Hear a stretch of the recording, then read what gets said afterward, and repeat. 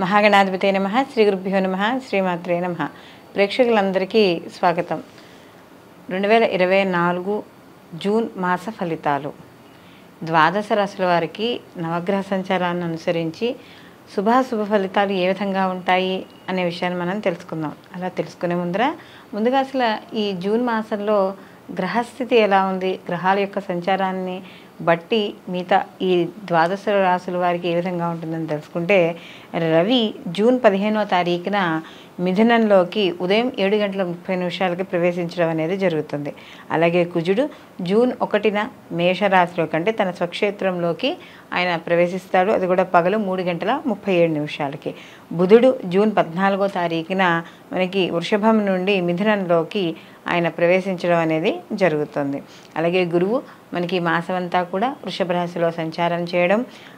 శుక్రుడు జూన్ 12వ తారీఖున సాయంకాలం 6:30 ఈయన కూడా మిథునంలోకి ప్రవేశించడం అనేది జరుగుతుంది.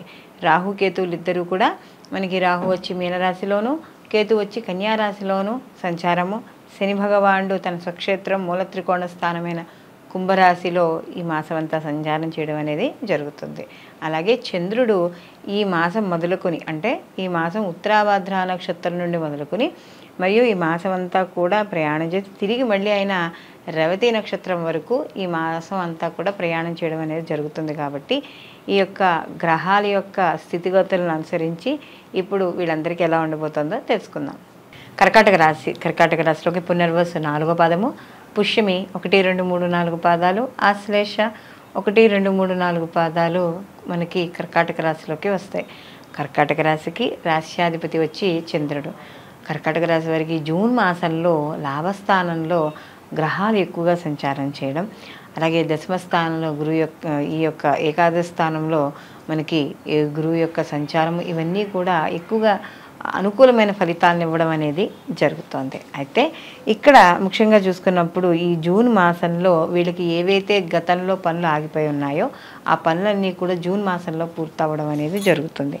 అలాగే వీళ్ళకి దశమ స్థానంలో కుజుడి యొక్క సంచారం వల్ల వృత్తి ఉద్యోగ పరంగా ఏవైతే ఉన్నాయో వాటిల్లో కొద్దిగా టెన్షన్స్ ఉన్నా కూడా వాటిని ఈ లాభస్థానంలో గ్రహాల యొక్క సంచారం వల్ల తెలివితేటలుగా ముందుకు వాటిని తీసుకెళ్ళిపోయి పనులు పూర్తి చేసుకోవడం అనేది జరుగుతుంది. అలాగే సమాజపరంగా మీకు ఏదైతే వృత్తిపరంగా కావచ్చు, వ్యాపార పరంగా కావచ్చు, గతంలో మిమ్మల్ని తక్కువగా ఎవరైతే చూసారో లేదా శత్రుభావంతో చూసారో వాళ్ళందరూ కూడా మళ్ళీ మిత్రులు అవ్వడం, మీ యొక్క విలువ తీసుకుని మళ్ళీ వాళ్ళందరూ దగ్గరికి రావడం, ఇలాంటివన్నీ కూడా జరుగుతాయి. అలాగే ఇది వరకు క్రితం అంటే మనకి క్రితం నెలతో కానీ పోలిస్తే, మాసంతో కానీ పోలిస్తే మిమ్మల్ని చాలా తక్కువగా చూసిన వాళ్ళు, వీళ్ళకేం తెలుసులే వీళ్ళకేమీ తెలియదు అనుకున్న వాళ్ళే మీ దగ్గరికి సలహాలకి రావడం అనేది జరుగుతుంది. అలాగే ఎవరైతే మీకు రాజకీయ పరంగా ఎవరైతే ఉన్నా లేకపోతే ఏదైనా ఈ సేవా కార్యక్రమాల్లో చేస్తున్న వాళ్ళు ఎవరైతే ఉన్నారో వాళ్ళందరికీ కూడా మంచి గుర్తింపు లభించడం అనేది జరుగుతుంది. అలాగే మీకు వ్యాపారస్తులకి వ్యాపారాలు బాగుంటాయి, అనుకూలంగా ఉంటాయి, లాభాలు వస్తాయి.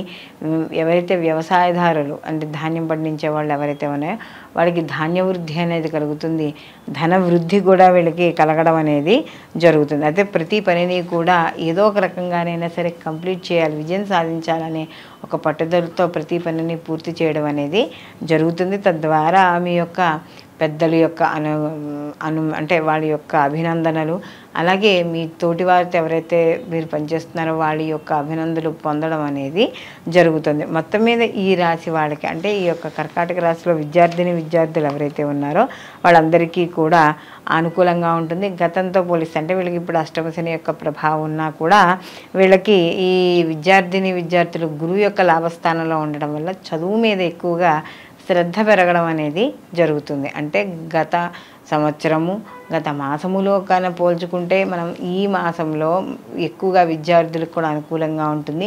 అలాగే దూర విద్య, విదేశీ విద్య ఇలాంటివి ఏవైతే ఉన్నాయో వాళ్ళందరికీ కూడా అనుకూలంగా ఉండడం అనేది జరుగుతుంది. అలాగే గతంలో చిన్న చిన్న గాయాలు కానీ ఏవైనా అయ్యి ఉంటే వాటికి అన్నింటికీ ఇక ఉపశమనం అనేది తొందరగా లభించడం అనేది జరుగుతుంది. అలాగే ఎవరైతే ఈ లాయర్లు, డాక్టర్లు ఎవరైతే ఉన్నారో వాళ్ళు మంచి సంపాదన అనేది ఖచ్చితంగా పెరగడం అనేది జరుగుతుంది. అలాగే ఉద్యోగస్తులు ఎవరైతే ఉన్నారో వాళ్ళు ట్రాన్స్ఫర్లు అంటే వాళ్ళ ఇంటికి దగ్గరగా అంటే కుటుంబానికి దూరంగా ఎవరైతే ఉన్నారో వాళ్ళు ఏమైనా ట్రాన్స్ఫర్లు అలాంటివి చేసుకుని ఉంటే వాళ్ళందరికీ కూడా ట్రాన్స్ఫర్లు అవ్వడం అనేది ఇక్కడ మనకి కనబడుతూ ఉంది. అలాగే మొత్తం మీద విద్యార్థులు చిన్నతర అంటే ప్రాథమిక విద్య దీంట్లో ఎవరైతే ఉన్నారో వాళ్ళకు కూడా అనుకూలంగా ఉండడం అనేది జరుగుతోంది. మొత్తం మీద వీళ్ళు ఈ యొక్క కర్కాటక రాశి వారికి కానీ చూసుకుంటే వృత్తి ఉద్యోగ వ్యాపారాల పరంగా అన్ని పరంగా అనుకూలంగాను, ముఖ్యంగా రాజకీయ నాయకులకు చాలా అనుకూలంగా ఉంది. అలాగే ఈ ఏదైతే మనకి గ్రహాలు ఎక్కువగా కూడా లాభస్థానంలో సంచారం చేస్తున్నాయో అప్పుడు వీళ్ళకి కొంత అనుకూలమైన ఫలితాలు ఎక్కువగా గోచరించడం అనేది ఇక్కడ మనకి కనబడుతోంది. అలాగే ప్రతి పనిని కూడా చాలా విజయోత్సాహంతో విజయోకాంక్షతో ఇది మనం ఖచ్చితంగా నెగ్గుతాము అని చేసుకోవడం అనేది జరుగుతూ ఉంటుంది. అలాగే ఎవరైనా పెద్ద పెద్ద వ్యాపారస్తులు ఫ్యాక్టరీలు పెట్టిన వాళ్ళు వీళ్ళందరూ ఉంటే వాళ్ళకు కూడా అనుకూలమైన ఫలితాలు గోచరించడం అనేది ఈ యొక్క రాశి వాళ్ళలో మనకి కనబడుతూ ఉండడం అనేది జరుగుతోంది. అయితే ఇక్కడ ముఖ్యంగా ఈ మాసంలో గుర్తుపెట్టుకోవాల్సిన విషయం ఏంటంటే ఎవరిని నమ్మవద్దు, ఎవరిని మోసపోవద్దు. సమయానికి నిద్ర ఉండడం వల్ల కొంత అనారోగ్య సమస్యల నుండి దూరం అవ్వడం అనేది జరుగుతుంది.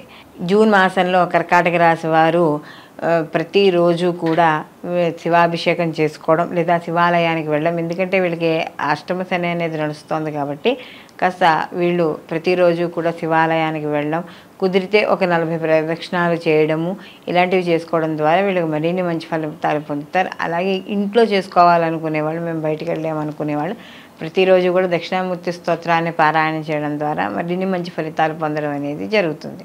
ఇప్పుడు మనం మాస ఫలితాలు చూసుకున్నాం కదా. అయితే ఇప్పుడు మనం చూసిన మాస ఫలితాలు ఇవి గోచార ఫలితాలు.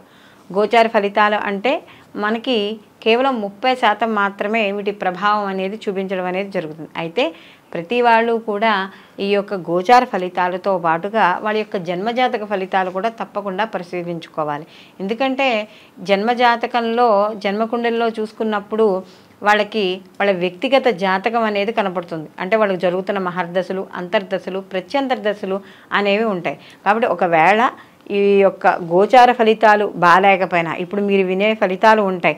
ఆ ఫలితాల్లో మీకు వ్యతిరేక ఫలితాలు కనపడుతున్నా మీ వ్యక్తిగత జాతకంలో కానీ అనుకూలంగా ఉన్నా, అంటే జరుగుతున్న మహర్దశలు అనుకూలంగా ఉన్నాయనుకోండి, అప్పుడు ఫలితాలు ఎలా ఉంటాయి?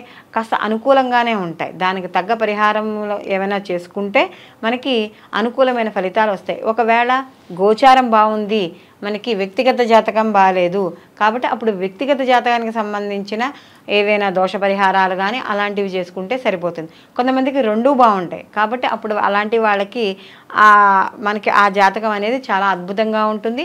వాళ్ళు పొందే ఫలితాలు కూడా చాలా అనుకూలంగా ఉంటాయని చెప్పవచ్చు. కాబట్టి ఇప్పుడు మన ఈ ఎప్పుడూ చెప్పుకునే ఈ మాస ఫలితాలు ఏవైతే ఉన్నాయో ఆ మాస ఫలితాలు గోచార ఫలితాలతో పాటు వ్యక్తిగత జాతకాలను కూడా తప్పకుండా పరిశీలించుకుని రెండు బ్యారేజ్ చేసుకుని అప్పుడు మాత్రమే ఈ ఫలితాలు అనేవి తప్పకుండా చూసుకోవాలి.